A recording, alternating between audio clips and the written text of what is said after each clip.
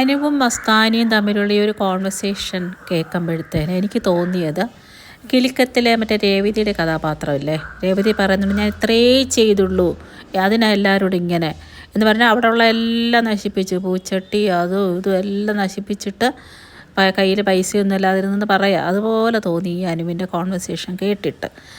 അപ്പോൾ അനുവാണ് ഇവിടെ stick on ചെയ്തിരിക്കുക അപ്പാനിയുടെയും ബിൻസിയുടെയും കാര്യങ്ങളൊക്കെ പറഞ്ഞിട്ട്.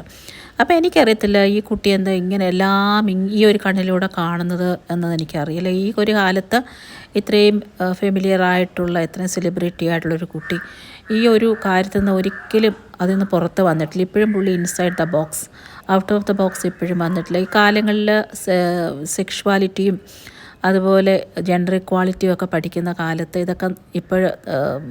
ഇതൊക്കെ ഇപ്പം നടന്നുകൊണ്ടിരിക്കുന്ന കാലത്ത് ഇതെന്താ ഇങ്ങനെ എല്ലാ ഒരു ബന്ധങ്ങളെയും ഈ ഒരു തരത്തിൽ കാണുന്നത് എനിക്ക് ഒരു പിടിയില്ല.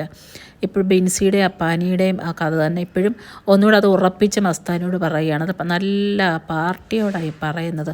അവരൊരുമിച്ചിരുന്നെന്നും ഒരുമിച്ച് പാത്രത്തിൽ കഴിച്ചെന്നും ക്ലീൻ വേജ് കാണിക്കാനായിട്ട് പോയിരുന്നെന്നും ഈ പറയപ്പെടുന്ന അനുമോൾ എത്രയോ പേര് എടുത്ത് വാരി കൊടുക്കുന്ന കണ്ടിട്ടുണ്ട്, എത്രയോ പേര് വായിലോട്ട് വെച്ച് കൊടുക്കുന്ന കണ്ടിട്ടുണ്ട്, ആരുടെയെല്ലാം കൂടി ഇരിക്കുന്നത് കണ്ടിട്ടുണ്ട്, ആരുടെയെല്ലാം കൂടെ അവിടെ ഒരുമിച്ച് ബെഡിലിരിക്കുന്നത് കണ്ടിട്ടുണ്ട്, പിന്നെ എന്തെല്ലാം പറയുന്നത് കണ്ടിട്ട് കെട്ടിപ്പിടിക്കുന്ന കണ്ടിട്ടുണ്ട്. അപ്പം ഇങ്ങനെ വെറുതെ ഇങ്ങനെ പറയുന്നത് ഒരു വലിയ കഴിവ് തന്നെയാണ്.